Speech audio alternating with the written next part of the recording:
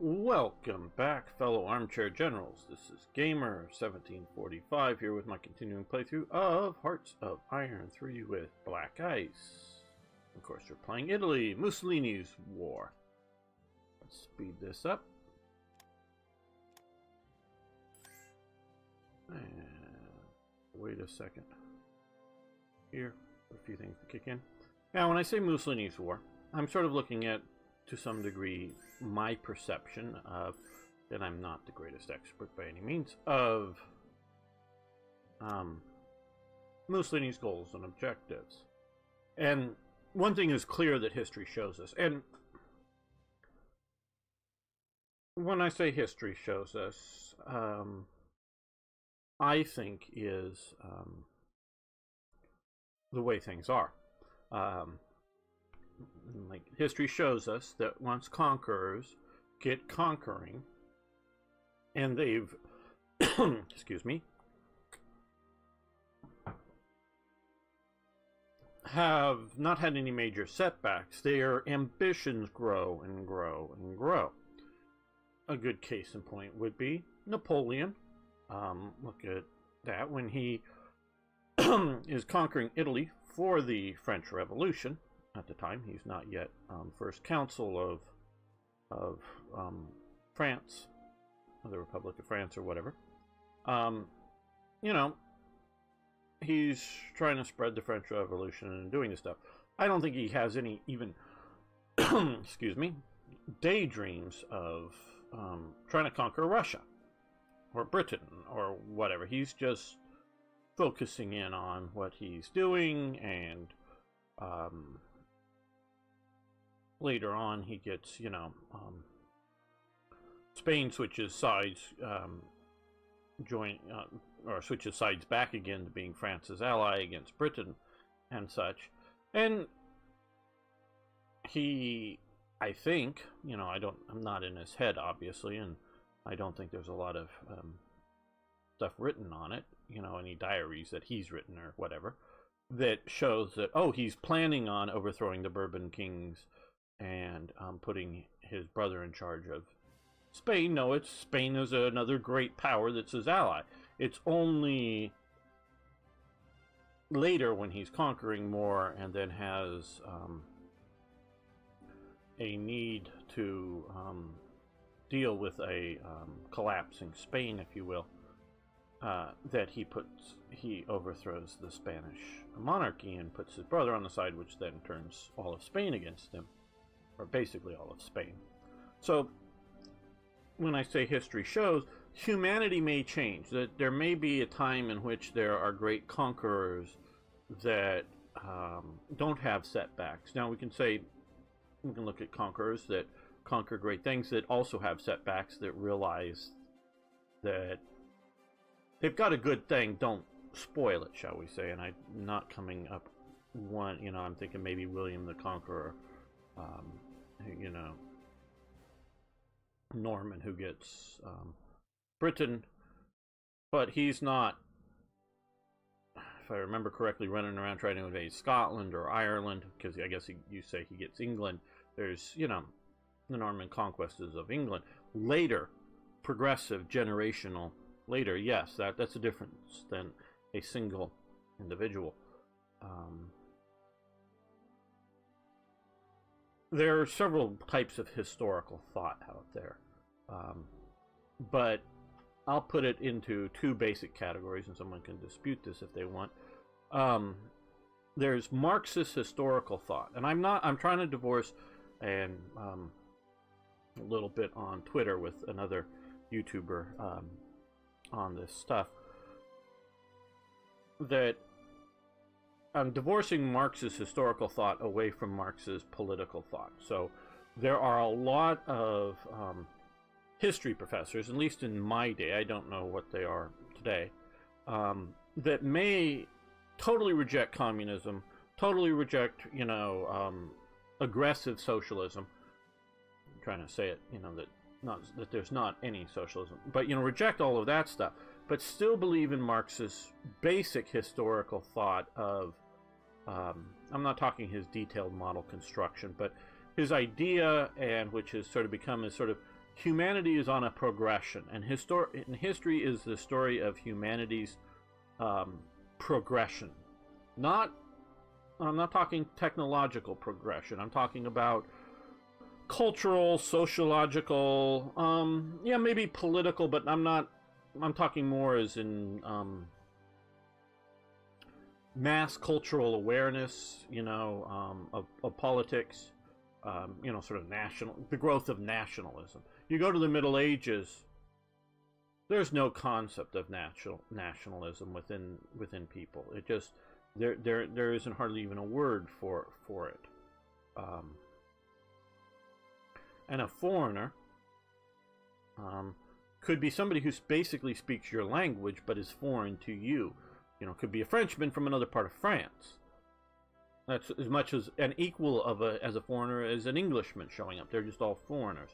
So you don't have this concept. And so Marx sees the growth of nationalism as a progression, if you will. Now he eventually believes that you go beyond that, and sort of mass consciousness of these things that people get, and he sees history as a march of progress, and that's the way, and not just as in technological terms. The other basic theory of history, and I'm going to also throw in a third, but the other basic historical basic philosophy is history is cyclical. It's not a progressive march to the betterment of the human animal or something. I'm trying to say this in a way that I get in Star Trek is especially the original series and the Next Generation series. Eventually Star Trek loses me, but is that if you look at the original series, humanity in that series, they even talk that humanity's moved beyond money. They don't have money anymore. No one has money. You're not doing your job for money.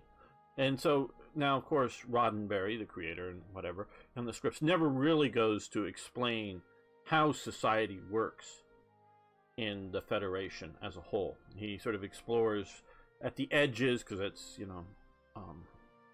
go where no man's gone before, or where there's trouble and there's chaos that the Enterprise has to intervene into. But he never really describes how society works outside of sort of Starfleet and whatever. But it's sort of an idealistic idea that humanity is on this progressive march, if you will, to bettering itself.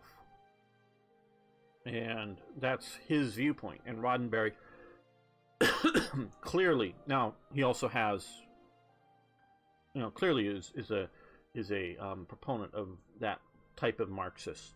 And again, I don't want his synthesis, antithesis, and whatever. I'm not getting into that detail of the construct of historical theory, but it's on this.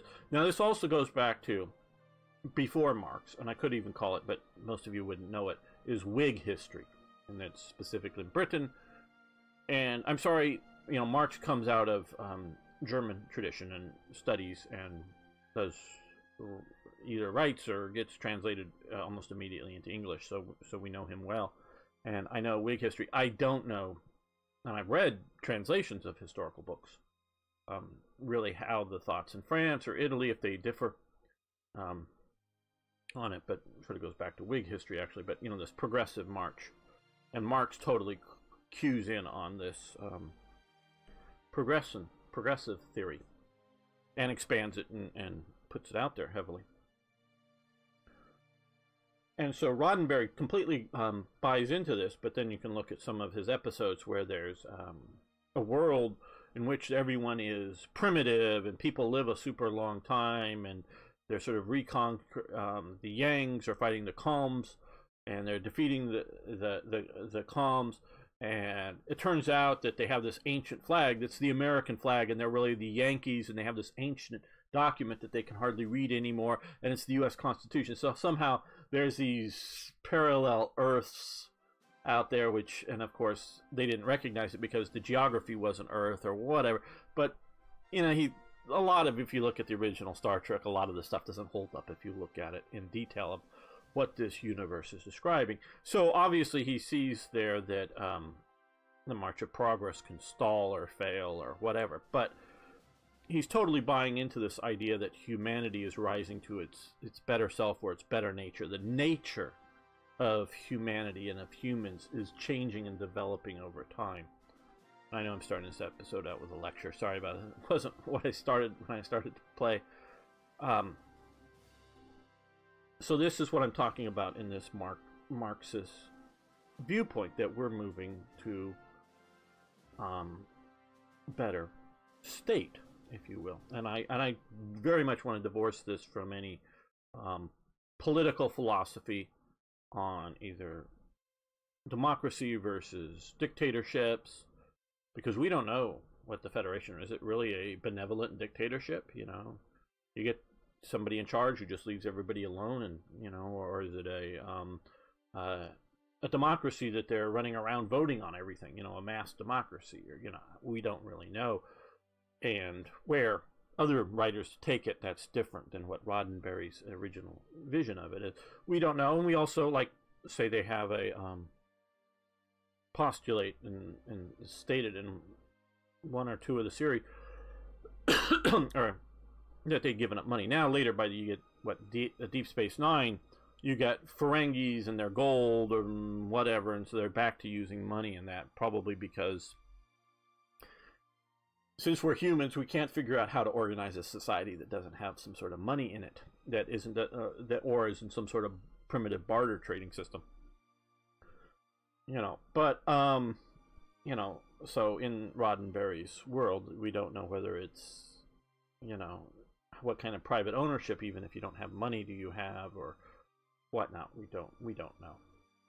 And so I'm trying to divorce it from either economics, or this idea, from either economics or excuse me, political organization type things, just as this progressive of humanity.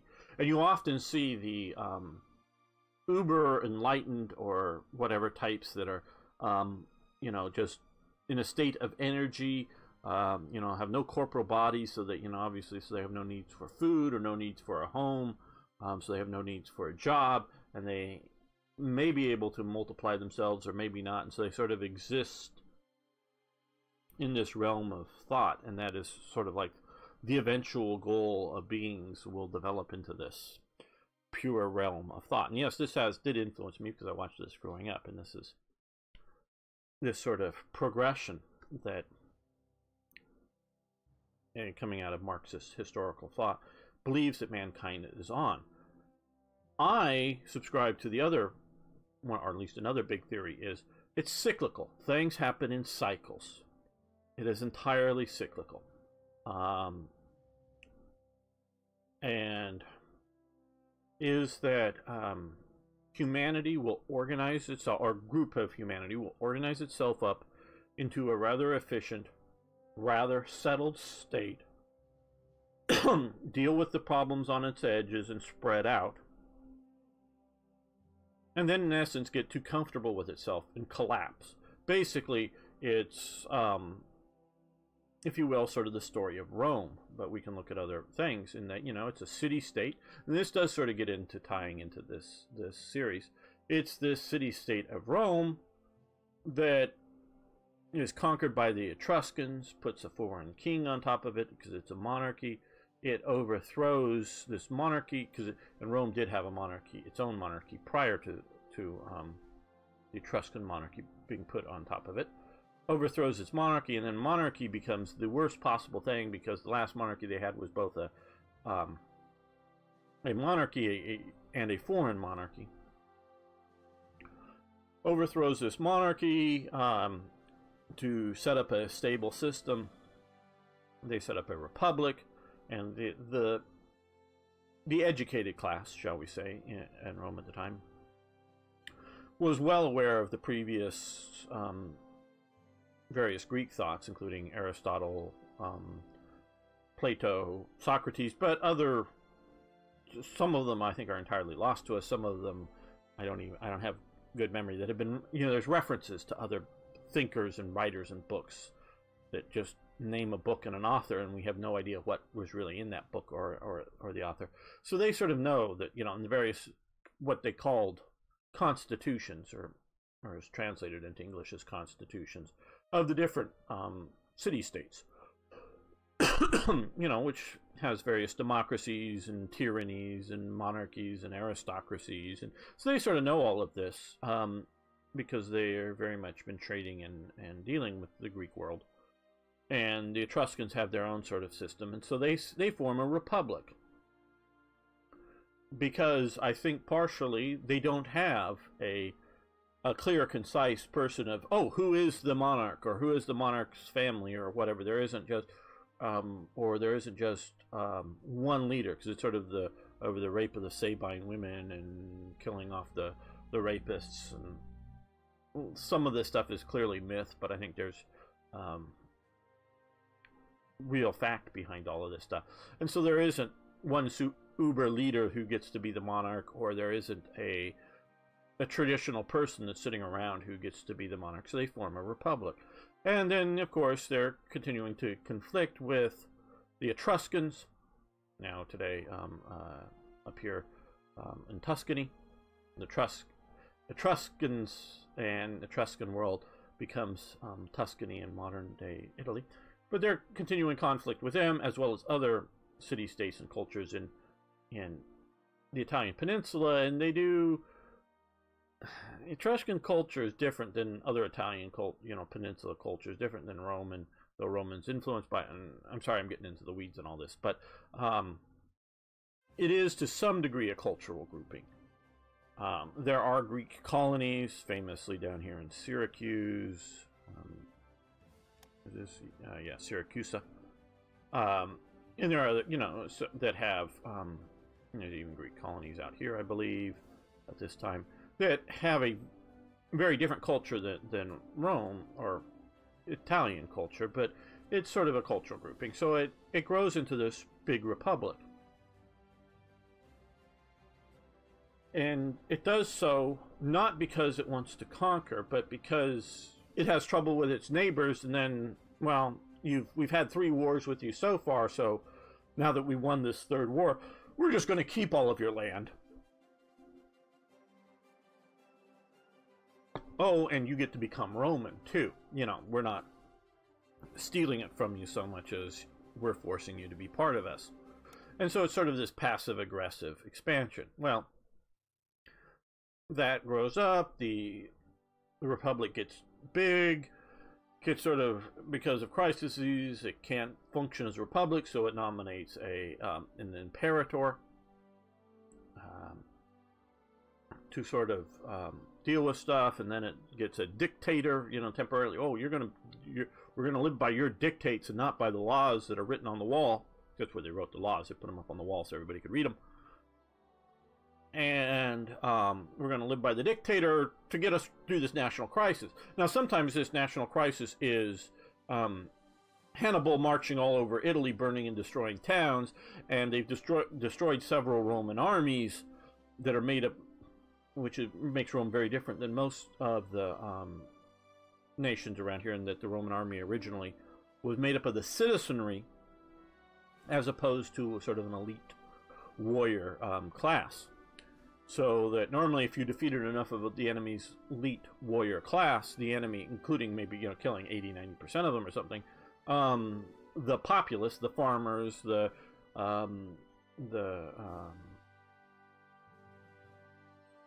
craftsmen, that would be the right term because there's not really industry at the time, the craftsmen, and all these people have no ability to defend. They have no training in war. They are not going to be the defenders of their nation, and so they're defeated. So you defeat the warrior class, you win the war. Well, and this is what a lot of people found out about Rome, is they defeat Romans warriors, and oh, well, there's another batch of Roman warriors. Oh, well, we'll defeat those. Oh, well, then there's another batch. Oh, well, and because they kept drafting more and more people out of their society, and the men of their society had to train in the use of arms, so it was sort of a mass mobilization, if you will.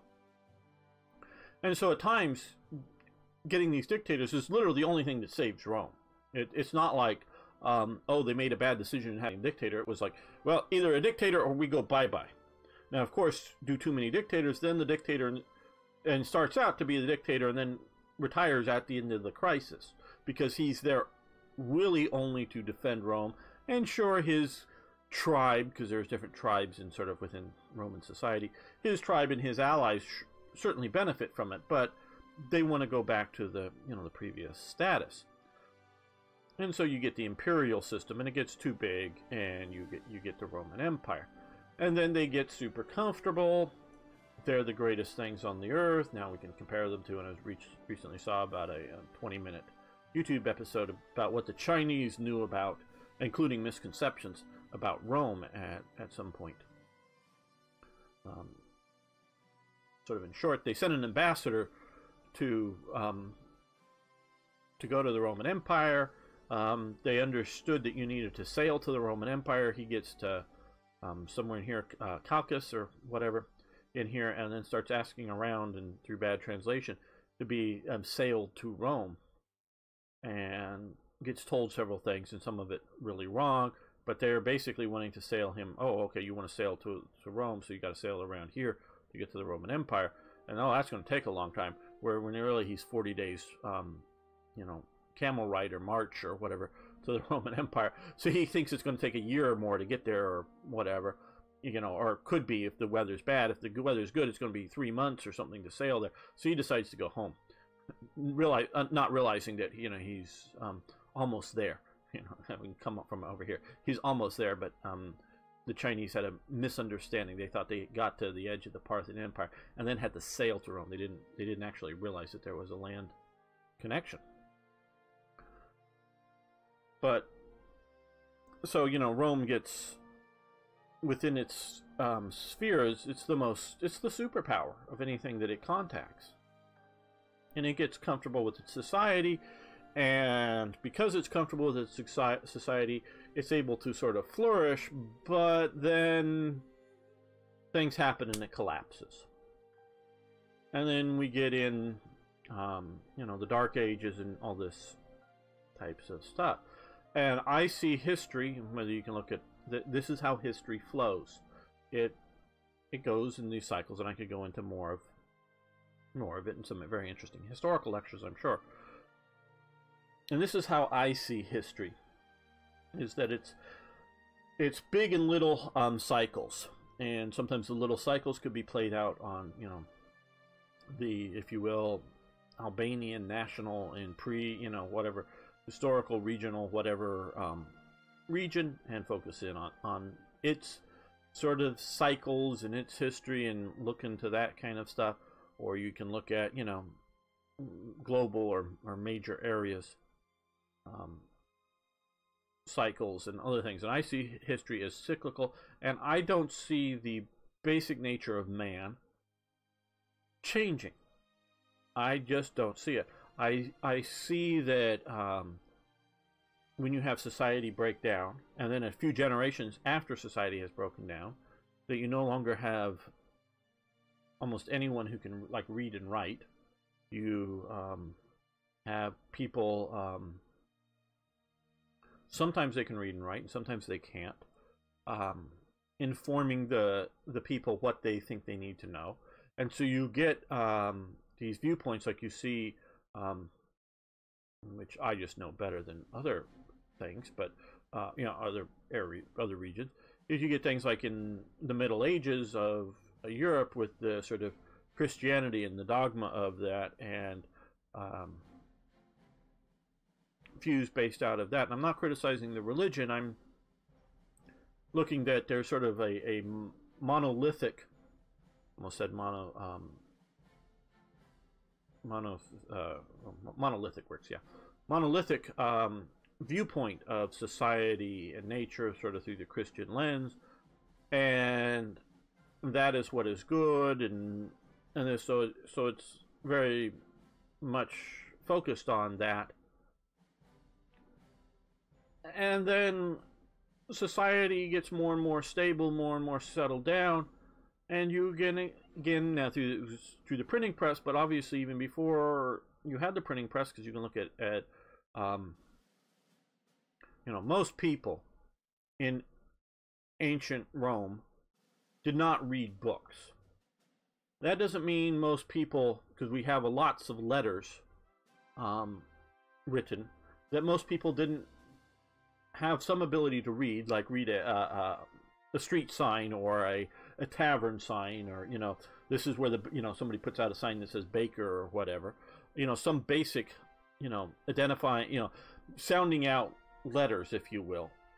And then a lot of people, because we have some stuff that's been preserved up in Britain of various sometimes they're sort of camp commanders, but other times they're just other soldiers in there, that they're writing to people in other parts of the Roman Empire, or being written to, so that we know writing and reading is quite common without the printing press. And if you want to know why the Bible is called the Bible, well, the Bible, what does the Bible mean in English? Book.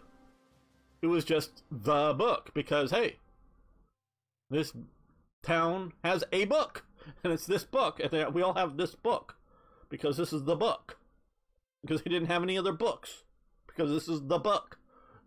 And it was, the Bible, the book. They didn't have Aristotle, a copy of Aristotle. They didn't have, Engineering Today, or they didn't have books. This was the book. And it sat up on the, in the church, and only one person could read the book, maybe. He claimed he could. Often he could, but not always. So you had the book. And so, when you're down to a book in society, you're sort of limited on what you know and what you can view. So you have this, if you will, dark period. And it was the Dark Ages. And I some of these modern historians and went on, it wasn't so dark and blah, blah, blah, blah. Some really good, interesting history. And they're trying to show how great and wonderful and thriving the society was in the Dark Ages. And I'm going, yeah, but compared to Rome, it's in the Dark Ages. It wasn't maybe quite as depressive as popular historical thought it was, that people were out there living in mud huts and barely, drooling on themselves and barely able to understand that the sun is going to rise the next day. It wasn't quite that dark, no, but it was a dark age compared to the later Renaissance, even compared to the sort of high Middle Ages, and it was definitely much, much darker than the, the Roman Empire, the classical world. So it was a dark age. And so when you see man in that condition, so we can look at some of the, the Road Warrior and other sort of popular post-apocalyptic type movies and stuff, that I think man is, if we have an apocalypse or something like that, man's going to go back to this, whether it's a, because I think there was in essence an apocalypse, the various elements of the collapse of the Roman Empire.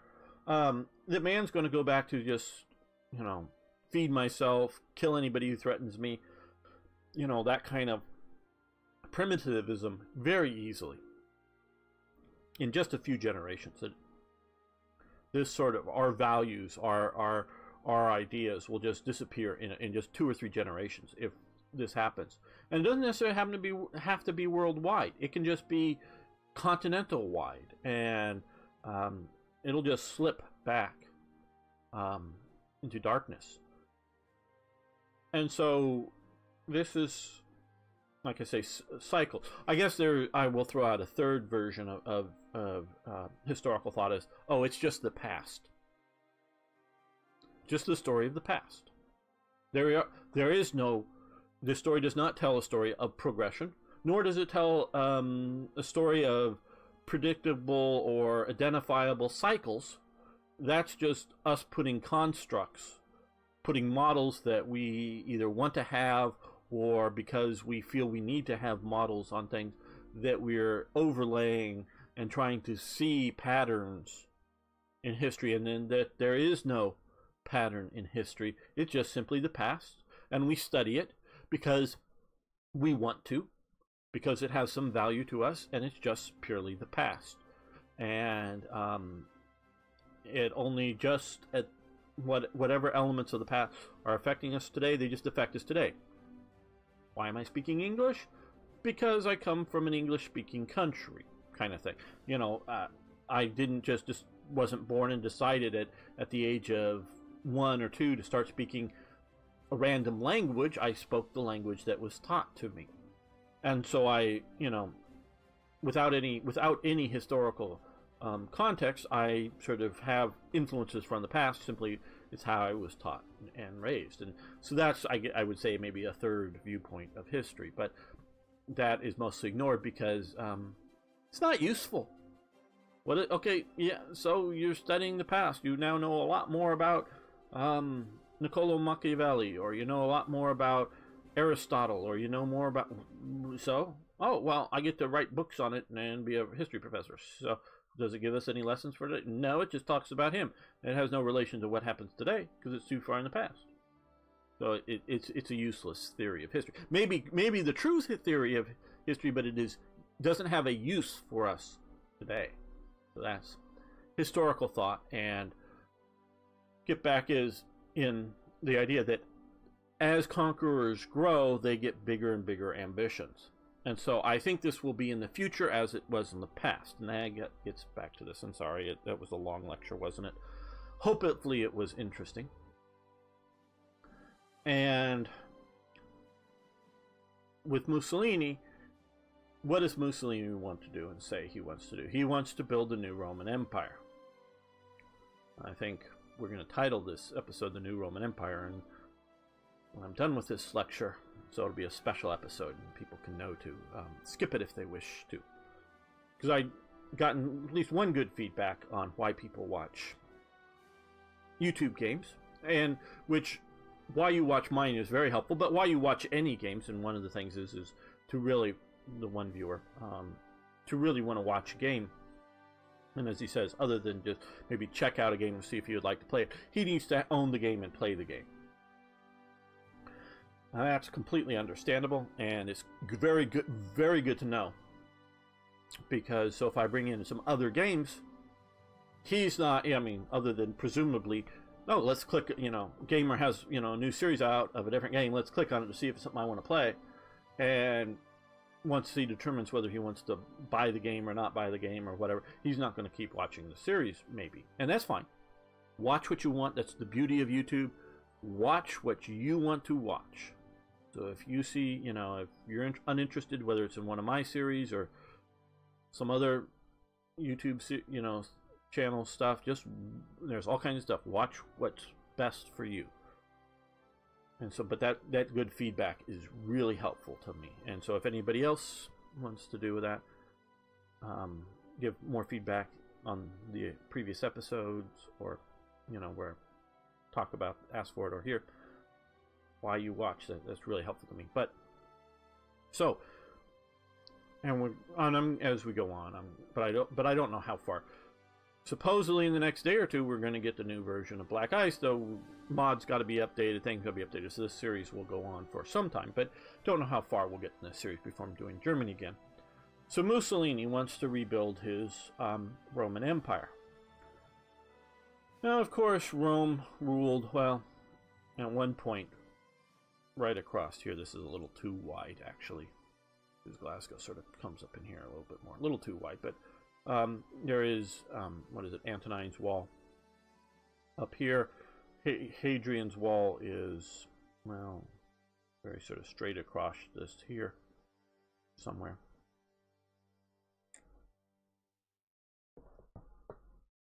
So, you know, definitely Rome rules up to here.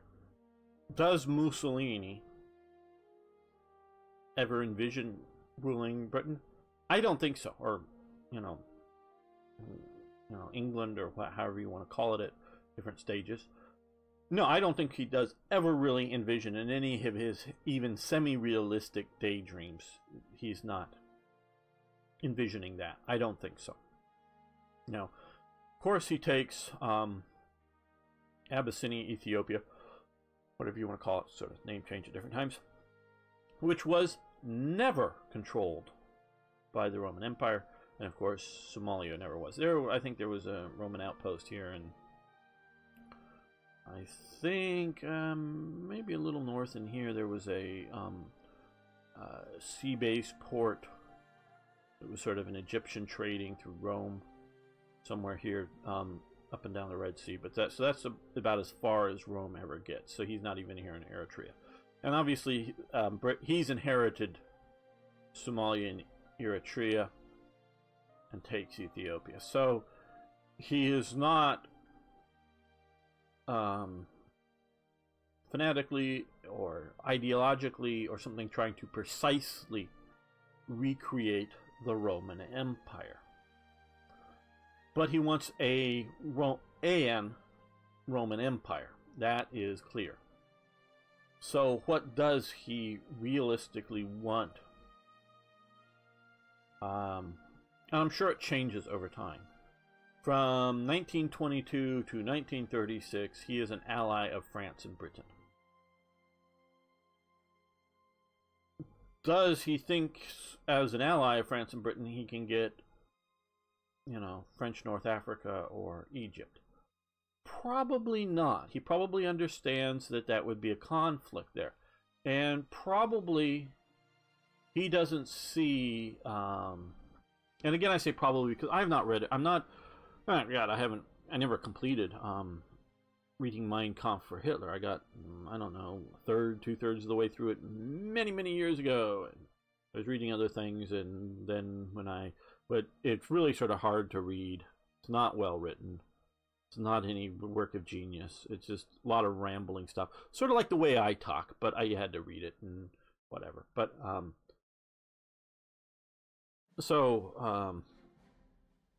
and the one sort of nail in the coffin is that Speer in his book, which I was also reading around the same time, Inside the Third Reich, Speer comments at some time when he's visiting Hitler at the Berghof that well, he's still trying to read through and get through Mein Kampf, you know, and he's been on, and this was fairly late in the thing, you know, this before the war, I believe, but you know, he's been a follower of Hitler's for a long time. And he's sort of apologizing or whatever, and not, you know, I haven't read your manifesto, if you will. And he says, "Oh, don't worry about that. It's unimportant. It's not anything that we're really going to do or whatever." I forget the sort of quotes, but it is sort of like, you don't need to spend your time reading it because it's not of value to understanding me as I'm governing and going forward now. Even though they're trying to give out Mein Kampf to everybody either sell or buy a copy of Mein Kampf, sell them to them, or the government buying and giving them to people or whatever. So get everybody with a copy of Mein Kampf. I think it's more important for a couple of reasons, just that they have a copy of Mein Kampf than they actually read it. It's sort of like, if you will, having that Bible that sits on your mantle, the Mein Kampf that you're given when you get married. The state gives you a copy of Mein Kampf, if I'm not mistaken. And part of the reason that's important is that they're buying them from Hitler. So Hitler's making money when the state buys them from Hitler, and when you get married, it's the gift from the state. So it's a way to give Hitler some money, as well as indoctrination. But it also, you place it prominently in your home, maybe just on your bookshelf with a spine showing, but everybody can see, oh, you must be a good Nazi because you have Mein Kampf. So again, I think it's more important that people have it than that they read it. So that sort of put the nail in me trying to wade through the damn book way back when. So, and again, like I say, I have not read all of Mussolini's writings because just haven't had time, and though I have read bits and pieces of stuff and back in college and looking through the stuff and some of his writings.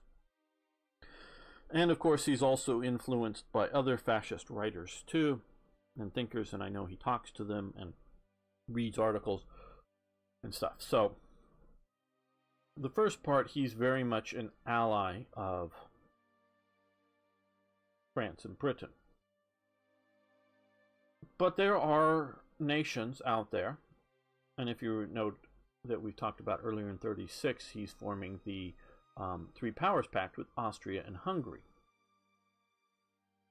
Austria particularly is because he wants a buffer to Germany, and I think he also sees Hungary as an additional buffer to Germany. So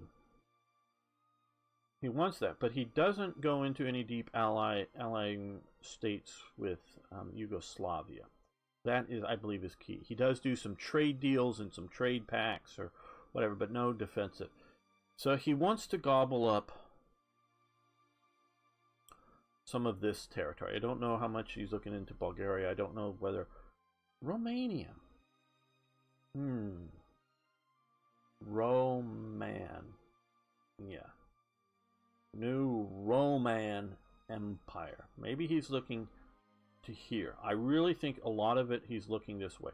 Again, if you're the leader of a country and you go, oh, my eventual goal is to conquer Romania, and he gets, you know, into power and pretty quickly and pretty early, talking purely at the time of the stuff as I understand it, is, you know, unifying and revolutionizing Italy in his fascist revolution. He's focusing in on Italy. He's not focusing on other areas. Now, he's also in conflict over whether some of these isles are Greek territory or you know, Roman territory, Italian territory, and so various on over some minor stuff that he's trying to cement as his territory, most definitely. But he's most definitely looking and have his eyes on this part of the world. Now, as the politics shifts, we get a realignment here, and this is important. As he realigns towards Germany, he realizes he no longer needs a buffer state with Germany, because he didn't need a buffer state with France. So he doesn't need a buffer state, so Austria is unimportant to him. Austria going to Germany makes Germany stronger, so he has his, and he realizes, trust me, we can talk about the god-awful state of the Italian armed forces as he enters the war. He's aware of that, trust me. He's aware that it isn't a modern army. I don't think he's aware of just how bad it is, but he's aware that it isn't this modern army. So he realizes he needs a strong ally. And this comes down to the idea here. Germany in 1933 is a weak shadow. It's just a complete weak shadow. As the Nazis come to power and as Germany is rearming, it becomes more and more powerful. We're starting to look around 1939 or 38 here, and you look at the Munich conference over the Sudetenland in 38, late 38, if you will. My October's popping into my head, but I'm not good with dates, as you know, precisely, unless they've been drilled into me too much. By this time, Germany is now a powerful nation. So we've gone through this transition of Germany being a weak nation, Italy realizing itself is a weak nation, and is allied with the, you know, two great powers, Britain and France, winners of the last World War. So he transitions his alliances from these great powers to this new great power of Germany. And so this is important, and this is definitely going to be a labeled as a lecture episode. So he's transitioning over to that, and so this clearly shows that Mussolini is aware of this. Mussolini basically has no plans of taking its own path. People often talk about a third path between capitalism and communism, and that's whether it's sort of fascism or some other sort of thing. Just thinking, you know, is Italy following a third path? No, because there's really the Allies' path, the German path, and the Soviet path in the world, if you will. So there's three, so it's the fourth path. But whether it's a path but Italy is not planning on standing on its own. It goes into Spain. starting in 36, only after Germany is already there. Now, Germany's primarily already there in, and I don't know quite how many aircraft and quite what it was doing, but it helped fly large elements of the Army of Africa, Spain's Army of Africa, from Morocco, from southern Morocco down here, if you call it that. Depends on where the borders are drawn, but up to Spain. Why is my system locking up? Something sort of going on in my system. I don't know. Okay, so it's flying up Spanish and often Moorish troops into Spain to when the coup fails. You've got to remember, the Spanish Civil War started out as a military coup against an out-of-control government, and I think that's clear. Anybody who really looks at the situation goes that it was, yes, democratically, the other side won the elections, but they were using violence and other means to repress, and violence to the point of killing, not just people in the streets throwing rocks at buildings and lighting a few on fire. No, they're hit squads, death squads going out. So violence at that level going on from an out-of-control government that the traditionalists in Spain don't like, so they try a coup against them. The coup fails. That's when the Civil War starts. That is only after that coup fails, I hope I get all this in order right, but is Franco brought into it. Franco is not, he's in charge, he's sort of in exile out here in the Canary Islands, and sort of in an exile from his troops in Spain, or in Spanish Morocco here, that he's commanded. So he's sort of removed from them and given some sort of post out here. So he doesn't quite command his own army at the time, and he's sort of like the, you know, famous general in Spain. But he's sort of like, okay, hey, I'm good. I'm not trying to cause chaos. You know, you want to send me out to wherever? Okay, I'll take that command. I'm just, you know, just don't want to have Spain go to hell, you know. But you know, the left realizes that he's really popular. Now, previously, again, if I remember all this correctly, Franco's put down a sort of royalist type revolt up in some sort of northern Spain some years before. So he has, but that was on the behest of the government. So he has this sort of reputation and of doing things like this. So you know, of being the guy who can successfully achieve results. And so he's sort of in internal exile, not under arrest, but given some post where he has very little power or influence, because people know that he has personal power and influence, just he and of himself. So he's only brought in, and his troops are only brought in after the coup fails. So it isn't Franco's trying to you know, cause trouble. This is some of the reasons why I sort of like Franco, as you can tell. I'm not saying, oh, I love Spanish dictators, or that's the way government should be run. No, it's more like he's the guy in the situation watching his country spin into revolution and revolt and rebellion, because there's also anarchists and syndicalists and all kinds of stuff tearing apart Spanish society, and doing so in a violent way, and then, you know, eventually trying to put the pieces together with what he can. Again, I'm not either advocating his personal philosophies or saying, you know, saying that I like them. I'm just going, he sort of tried to do the right thing. And you can talk about, oh, he put people in prison, then they died, and there were death squads under his command that went in and shot a lot of people. Yeah, and some of those were like phalangist groups that weren't really under his control during the Spanish Civil War. And they sometimes found groups that they knew who had gone in and slaughtered, you know, monasteries or nunneries and killed everybody, and found the dead bodies. And then they later caught up to these groups, and they went and just shot people from that unit, whether presumably they had all participated in it, but and they just shot them. Yes, they did that. And a lot of this stuff wasn't directed from Franco. And during the Spanish nationalist period, various local police type commanders, local authority commanders, you know, they didn't quite have the modern FBI with fingerprints out there to see who killed so-and-so or who did whatever, and then search through the population to find that person and try that person and put them on trial. They just sort of know who the troublemakers were, who were the old revolutionaries were, and went out there and killed them or something. And because they were maintaining order within their region, they weren't shut down because of this stuff, and there were problems in their excesses. And this is, I look at it in looking at what I understand of the nature of their society. It's not saying it's right or good, but it's sort of like what these people felt they could or need to do. And you say, well, that's what Stalin thought he needed to do.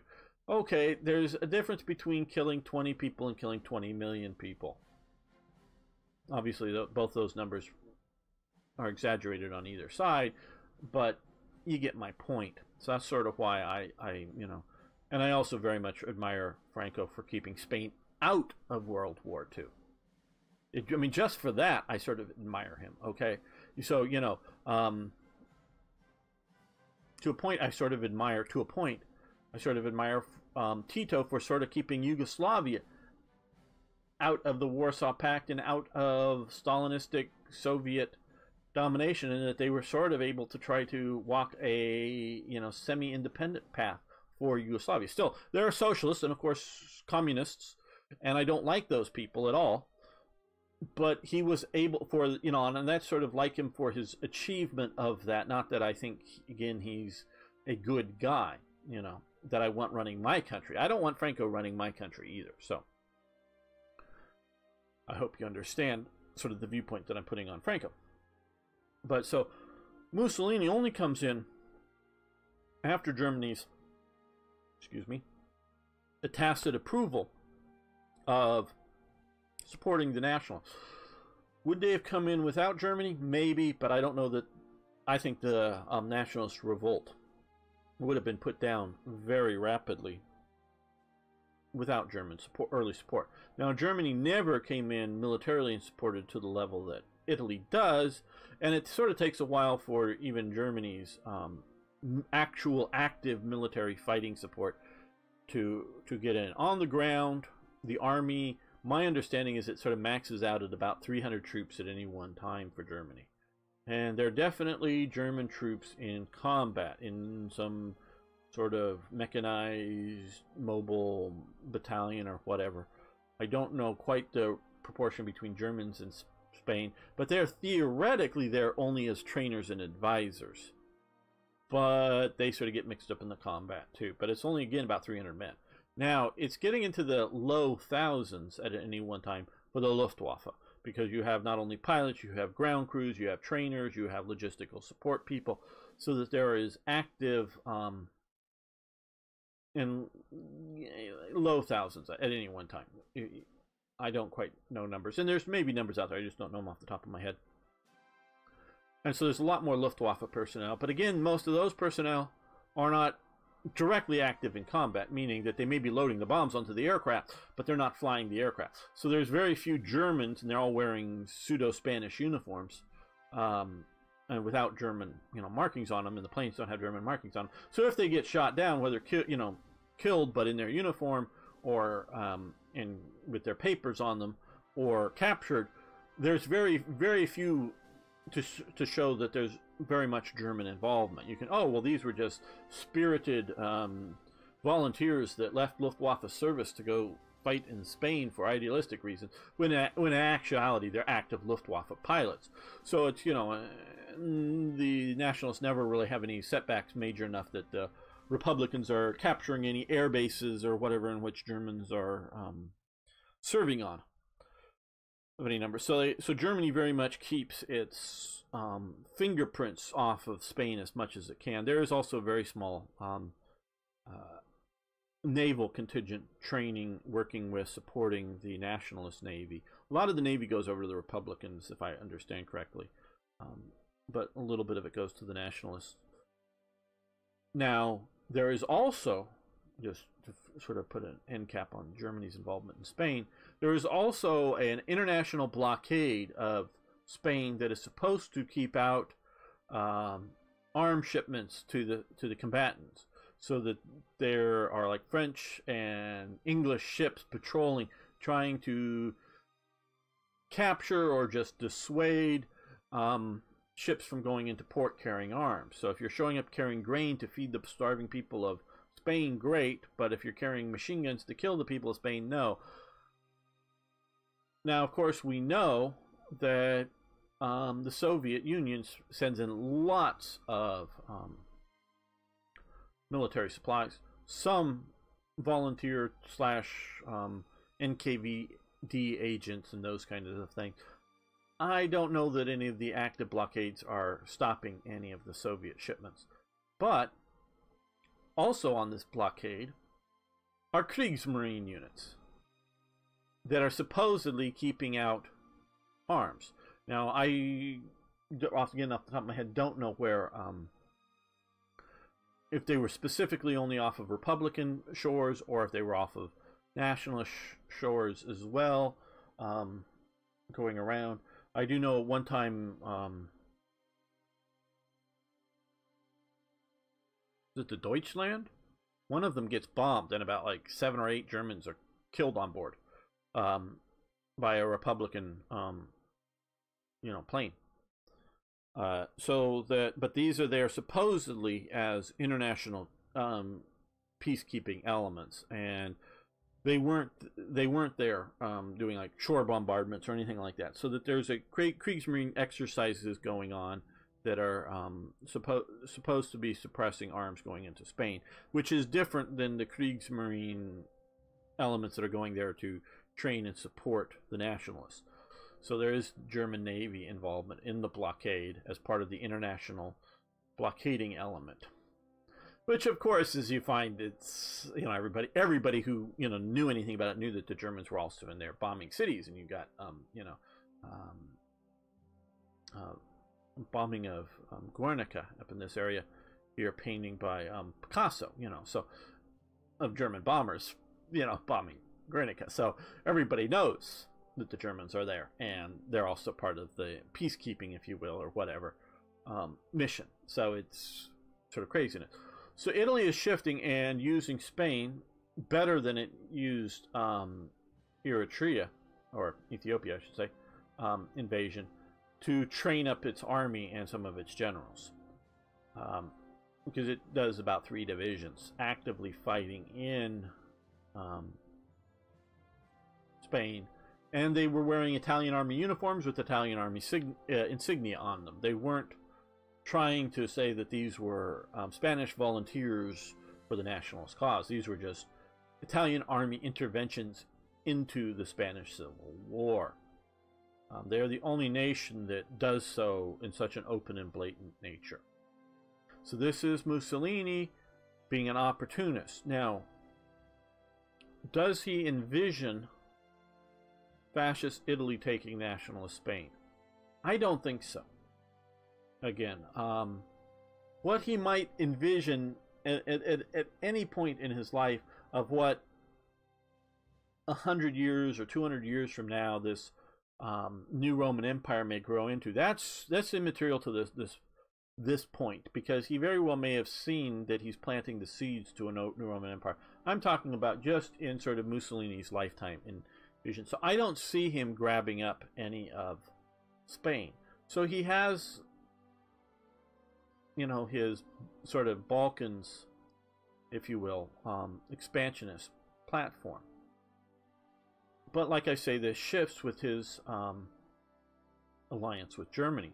And even before, you start to see some hints of it, before Germany goes to war with the Allies, you know that it's coming. You see Mussolini coming in, and this is very much how he portrayed himself, is that Britain and Germany are about ready to get in war over Czechoslovakia. The negotiations aren't going anywhere, and it's like looking like coming down to the war. And it's in Gosberg is where some of these, wherever that is, somewhere in here, don't know if it's on this map, is where the negotiations are. They're falling apart. He then sort of steps in and goes, hey, I'll be the peacemaker. come in. I'm going to call in Hitler and Britain, and yeah, we're going to bring in France too, and we're all going to sit down and work out this problem. This is how Mussolini portrays himself. Now, of course, he, through back channels or whatever, he's very much telling, and we know this from sort of the German side, that he's very much coming in to support Germany's position, meaning he's not, anything that he's going to try and negotiate out of it is going to help Hitler. He's there to try to help Hitler, but he's also there to try to look like the world's stage of a peacemaker. That's what he's trying to look like. And so he's trying to bring these parties together and try to elevate Italy's status to a great power in here, and that this is how we're going to settle Europe. And with the idea, and I don't know exactly what he says at any of the meetings, and some of the stuff I'm sure I know isn't recorded, but is that the idea is to some degree that Italy is the guarantor of the sort of the Munich agreement, in that not that they're going to go to war if Hitler breaks the treaty, but that they're not necessarily going to support Hitler if he breaks the treaty, because they've already come up with the the earlier pacts in '36. You got the Pact of Steel kind of thing going on. So they're already clearly allies, but they sort of like, well, if Hitler goes beyond what we're sort of agreeing to, then, you know, we're not going to support him. Sort of like we didn't last time. You remember last time we were the allies of the Kaiser? Well, when the Kaiser did something that we didn't agree with, we didn't support them. I think that's sort of the viewpoint. Now, so he works out this thing, but he brings him in closer to Hitler, even more so. And Mussolini understands that by doing so, and by and he also understands this, by getting international recognition. Austria isn't very hard for international recognition, because it is clear that most of the Austrians do sort of want to join the Reich, and even though it was invaded, it's all really sort of a big happy German family together. And so that's one thing. But dividing up another sovereign nation, this is really important to Mussolini, because this is what he wants to do in other parts of the world. As I've said before, dealing even earlier with the Three Powers Pact, I don't know that he necessarily felt he needed all of said territory of Yugoslavia. I think he would have been happy, what is this, Banff or whatever, some sort of, this sort of, if you will, peninsula between the rivers here, maybe some of this other territory, giving that over to like Hungary. I'm not, to get Hungary's alliance mainly against Germany, he's willing to do that. It's that he wants the great share, the great bulk of it. Now, we did say to Romania, does he want that?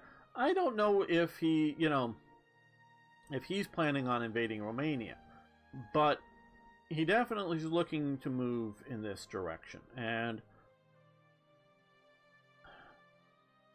again, going back to my earlier premise, I don't think it matters what he says or what the Italian government says at any one time. And I'm sure historians would have a fit at this, but it's like Hitler. Hitler spells out what he wants very clearly in Mein Kampf, and then it doesn't matter, because that's what he wants when he writes Mein Kampf. Now, the central thesis of it, and a lot of people, well, he clearly says what he wants in Mein Kampf, and people didn't take him seriously on it. Well, in the idea that he wants living room in Russia, yeah, absolutely. But in any detail of the plan, and he doesn't, to my knowledge, again, I never finished the book, but he doesn't specifically say anywhere in Mein Kampf that he wants to kill off all the Jews. He wants them out of Germany. He wants them out of German territory. There was a move, an element to try to get the Jews back to Israel under Nazi Germany. as well as other sorts of means of getting rid of getting the Jews out of Germany. It's only sort of once the war happens that the final solution really sort of come into play with Hitler. So there is definitely, lots of anti-Jewish, and the idea of anti-Jewishness is clearly spelled out in Mein Kampf. I don't want to make it not seem that way, and I do remember reading elements of that. It's just that everything that Hitler does isn't detailed, spelled out in Mein Kampf. And that's an important element. So with Mussolini, you got to understand, because fairly early on he's a head of a state. Well, no, head of government actually. Head of state is the king. He's the head of government. If he goes out and says things like, we want to take all of your, we want to conquer you 10 years from now, that isn't going to work very well. And you got to remember, Mein Kampf was written before Hitler was in power. It's more of an idea versus a, this is what, now I'm in charge and what I'm going to do. And that's also important. So it really doesn't, in my mind, matter what Mussolini says he wants as part of his territory. But it does matter his political philosophy and his general concept of growing the new Roman Empire. That is the key, in my opinion. So it is a practical or pragmatic position.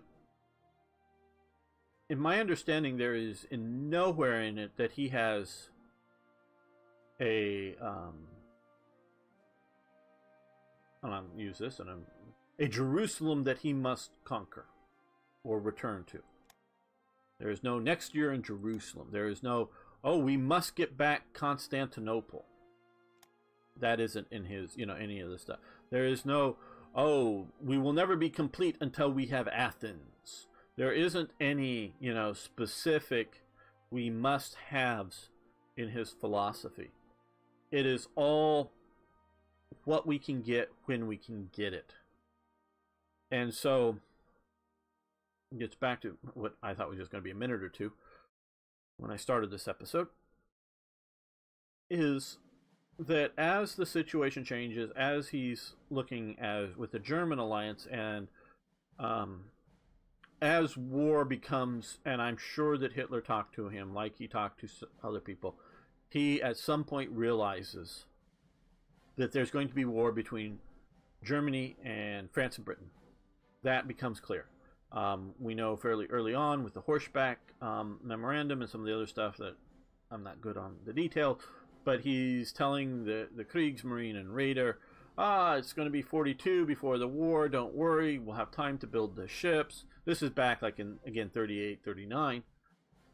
So we have plenty of time to build the ships. Let's just get the technology, build a few, examples now, to get the shipbuilding worked out, but we'll start a real big shipbuilding program in the future. And he's telling that to the Air Force, and he's telling that to the Army. You've got plenty of time. Keep training, keep developing, getting everything working. We got plenty of time for the war. I am sure at various of his meetings, again, I'm not so sure as to point to which trip that he makes down to, because Hitler goes to Italy a lot more than Mussolini goes to Germany, if I'm not mistaken, but definitely more so later in the time, because Hitler is trying to, and the reason he's going to Italy a lot is that leading up to 38 is he's trying to get Italy's permission to get Austria, because even though, as we were talking about, Italy is moving, Mussolini is shifting its alliance towards Germany, you still got to get Mussolini's permission to get Austria, because without Mussolini's permission, you can see Mussolini invoking the Three Powers Pact and moving in with or without Austrian permission, and I would say probably Austria is in no shape to defend against actively Italian occupation, and if Mussolini's doing that, very likely you could see Britain and France joining in to deal with Germany, because they've already occupied the Rhineland, they've taken back the Saar. That we don't talk about very much, the Saar. It's another very important element, because that happens in 35. So that's before the start of Hearts of Iron in 36. So we don't talk about it much, but it's an important element there. And so you got to realize the Saar had been sort of what I guess the sort of semi-independent region that was occupied by France. That that they take back before they occupy all the rest of the Rhineland. So as a demilitarized zone, because the Rhineland was German, but there were no military units in there, and my understanding, though I could be wrong on this, there was no like military production, meaning there wasn't some bomber factory or some tank factory or whatever. Obviously there weren't tanks, but they were banned under the Treaty of Versailles for Germany, but there isn't a machine gun or rifle factory, because that's mostly over in Erfurt at this time. But there wasn't military production in the Rhineland, any direct military production in the Rhineland until it's remilitarized. So it is still sort of kind of monitored less and less by the French for what's going on there. But so you've already had that status, and this is obviously before the Munich conference. So, but if there's this German-Italian conflict over Austria, you have the high likelihood of Britain and France coming in against Germany. So Hitler must get Mussolini's permission. So this is why Hitler's going down to Italy a lot. Now, again, by late 38, we're seeing the Munich conference. And for all of this, you know that Hitler is giving, I think, vague and unspecific assurances to Mussolini, including that there is going to be World War II, or World War I Part 2, or the World Wars Part 2, or whatever you want to call it, in that, because Hitler, didn't think he was going to get he was trying not to get a war over Czechoslovakia with Britain and France. Wanted a war with Czechoslovakia, but not with Britain and France. He thought he was going to get a war with Poland. He only really worried about the Soviet Union, again, because they backed down over the rest of the annex. Not because they backed down over the Sudetenland, but because they backed down over taking the rest of Czechoslovakia. He thinks that they're not going to fight over Poland. He's mistaken, obviously, but that's what he believes. But he still believes that there is going to be a conflict with Britain and France. He is planning on that. So he has to be telling, and again, I don't know of the details, but in general concepts, that this is going to be happening with Mussolini.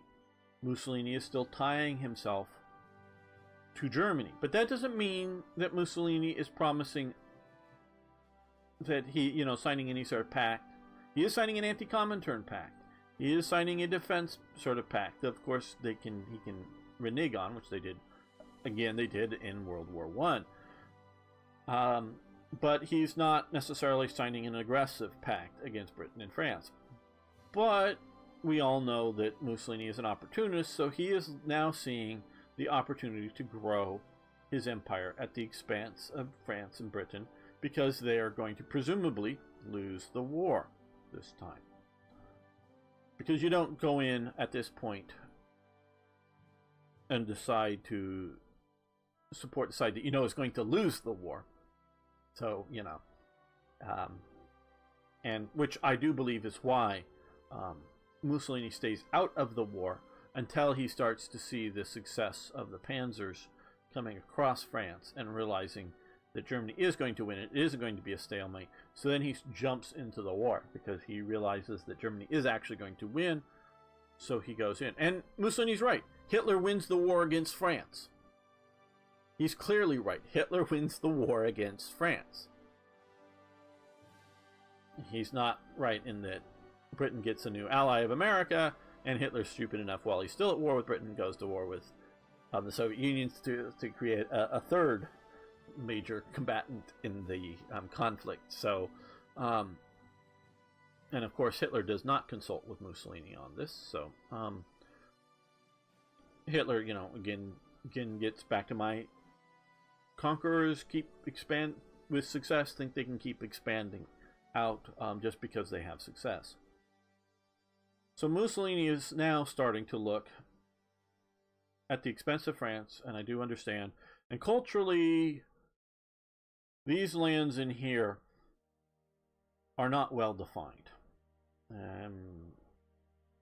Corsica is not clearly French. Yes, Napoleon comes from Corsica. The Napoleonis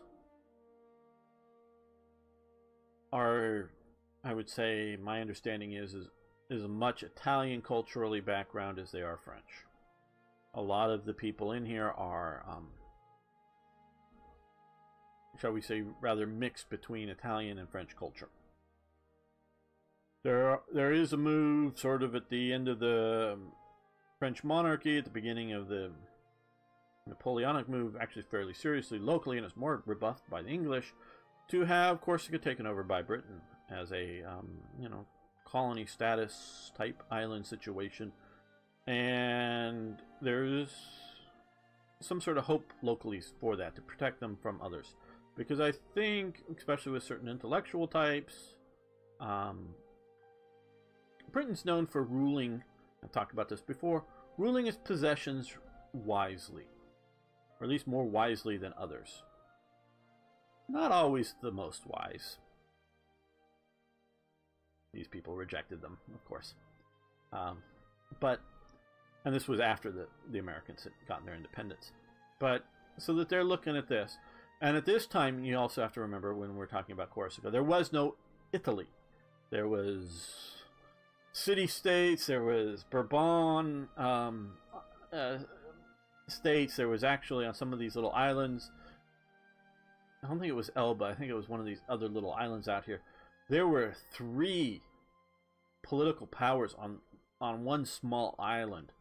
Like the castle was owned by one group, and the north part of the island was owned by another group, and the third, so like one part of the island was actually owned by Spain, and there were Spanish troops on it. Another part was like a castle to one local Tuscan ruler, and then another part of the island through some other was inherited by some other political group in Italy or something.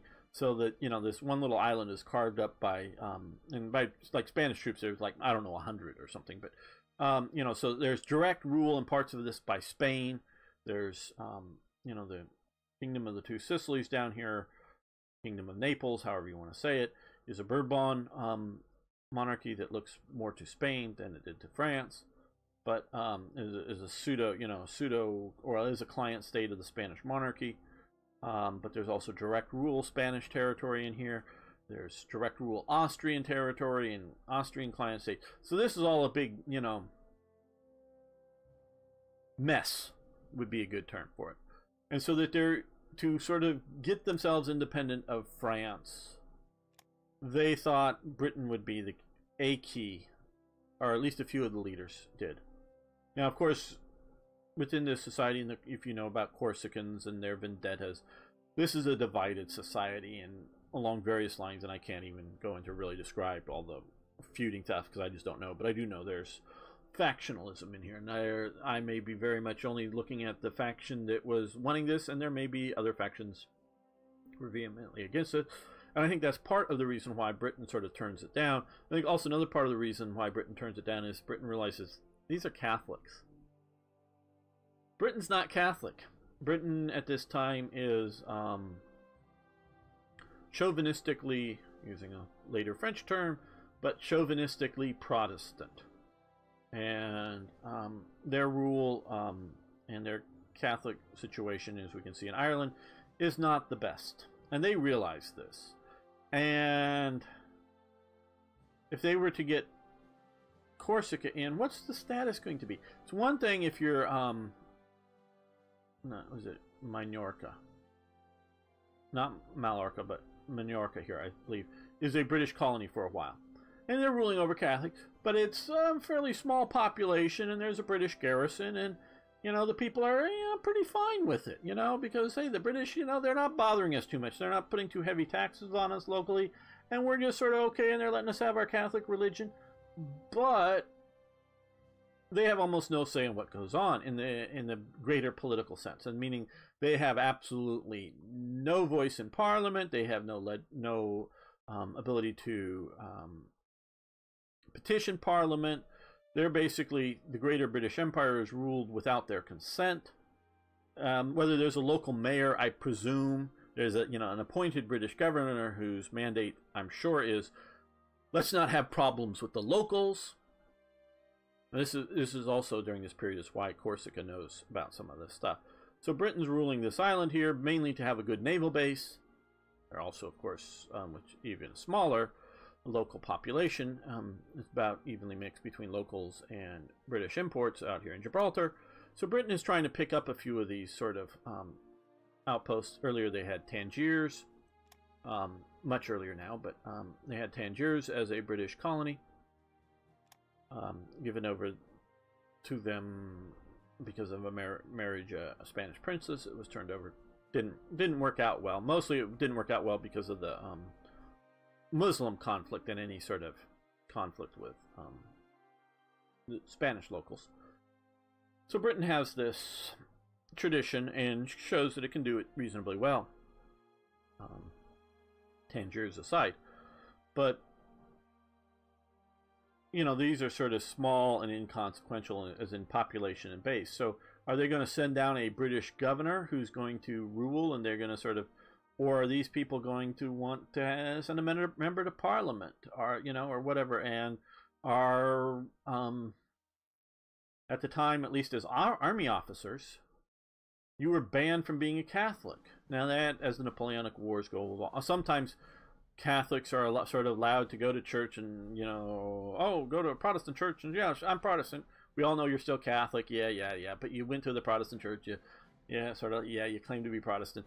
We all know you're really believing in Catholics, and but sort of within certain regiments and certain times, you can sort of kind of get away with some of that. And there's changes at different time periods, so don't hold me down to any one time period. It's only the sort of Napoleonic era that they start allowing, they've allowed Catholic soldiers. Those are different than officers.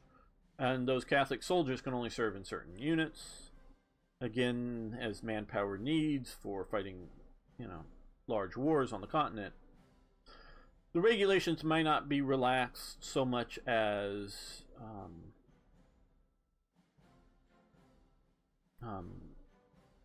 they're just not adhered to.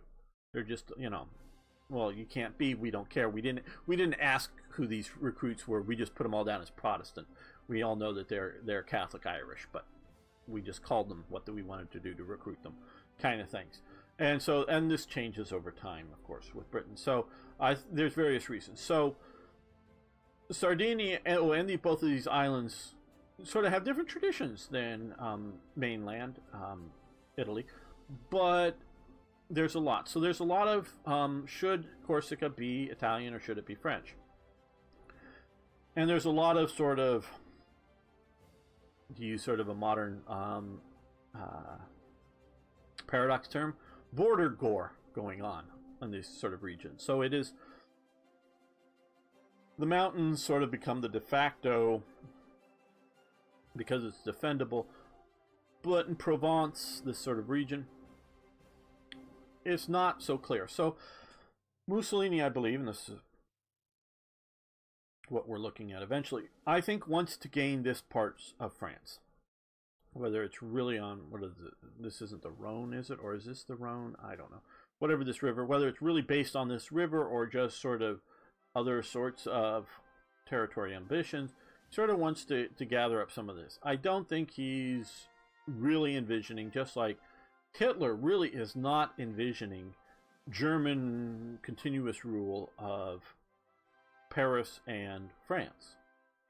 You look at Himmler's dream of Pan-Europa, and he was definitely, in my opinion, of the top 10 Nazis, the most pan-Europeanist of them all. He is the one that wants a one empire Europe. I think Hitler is much more of a nationalistic view, and you French go be yourself in France as long as you're not a problem. We're going to be German. Where Himmler wants the more pan-Europeanism. Now, Hitler is saying this stuff maybe sees a bit more of the Nordic peoples and some of these others as Germanic peoples, so they're more, you know, elastic in getting them in. And talked about in my German series the conflict between the SS in Norway, who is following Himmler's view of pan-Europeanism, and that the SS, even though there's a Norge SS, a Norwegian SS, his ultimate loyalty really is to the greater Reich, not the greater Deutsches Reich, but the greater Reich. Please understand a slightly different name there. And that they're seeing that as sort of their loyalty to this new Aryan nation, if you will, pan-Aryanism.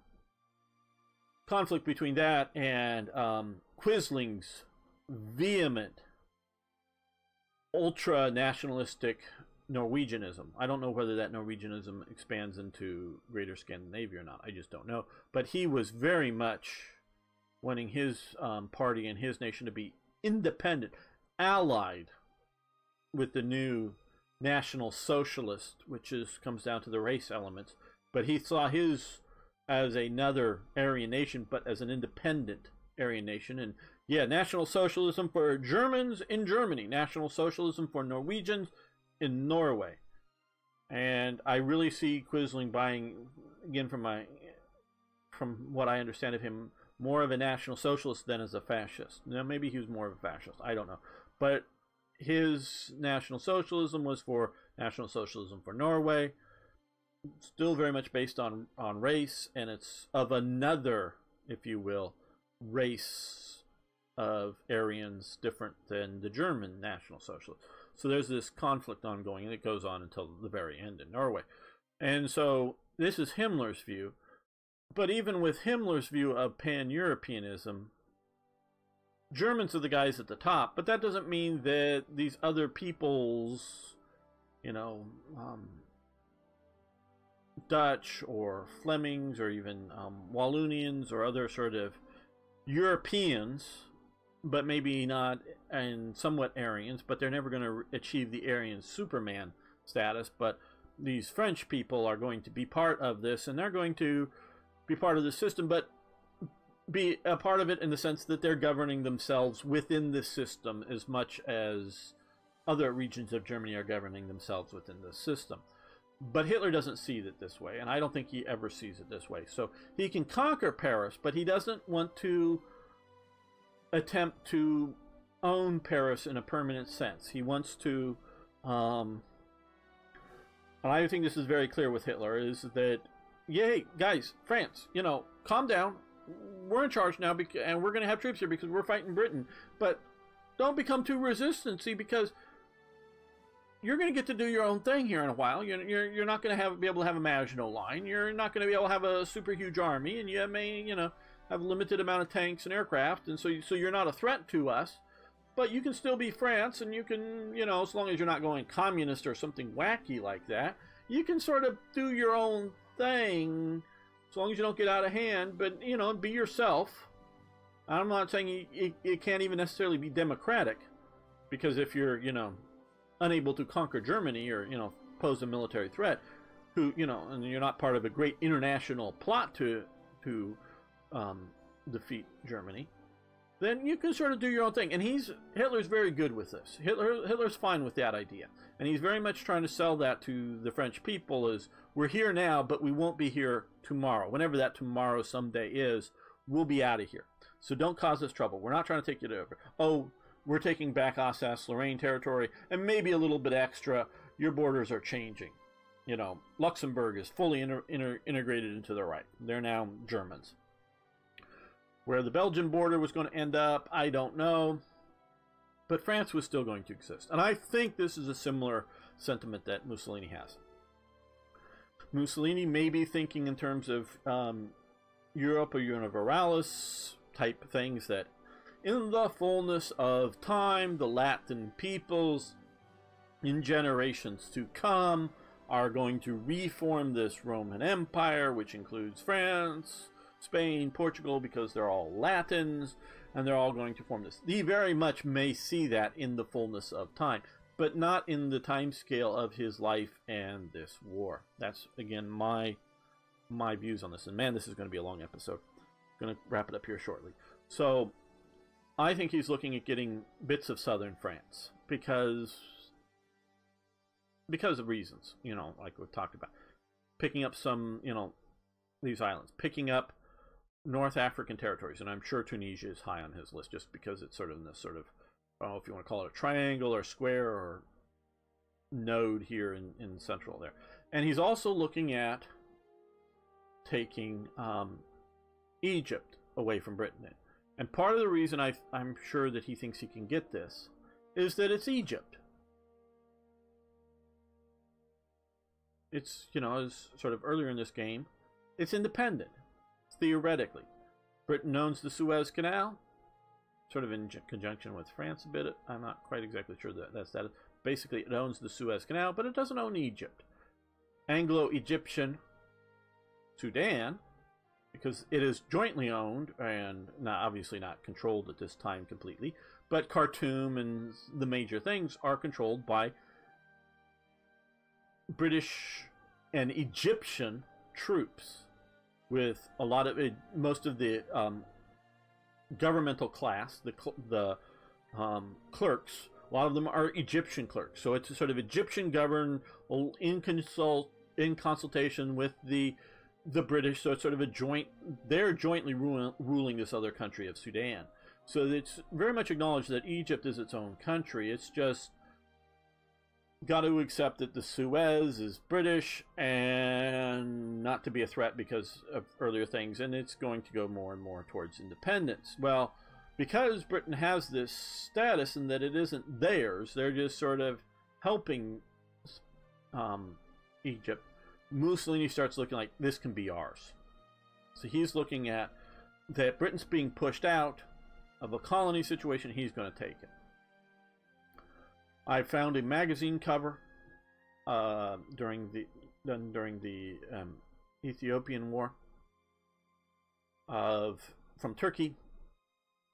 It's very anti-Mussolini and very anti-Italian fascism and anti the war. Turkey sees this as a real problem. Turkey understands Italy is covenanting this region. And so it is very much working in an anti-Italian way. And so it's recognizing this, more so than Yugoslavia, more so than Greece. Both Yugoslavia and Greece try to be allies of Italy. They're sort of fascist elements, they're nationalist elements, want alliances with Italy. Italy does not want to give it to them. Italy would gladly march to their rescue from invasion and then stay. But they don't want to acknowledge that. So this is what Mussolini sees as his empire. And let's sort of see if we can do this. I think this is a good representation right here. You sort of got this part of France, you got this part of Africa, you got this part here, you got up and through here, and you got somewhere in here. Remember, before the fall of the Ottoman Empire in what, 1919, 1920, 1919, 1918, I don't know exactly, Ataturk, and then there's a Greek and Turkish wars. But much of the coastal regions of this territory, and including Constantinople, have Greek, and so this is like, well, in 1940, we're talking at most 20 years later. So a 20-year-old is now, whose parents were from here, has been born in Greece and not in there.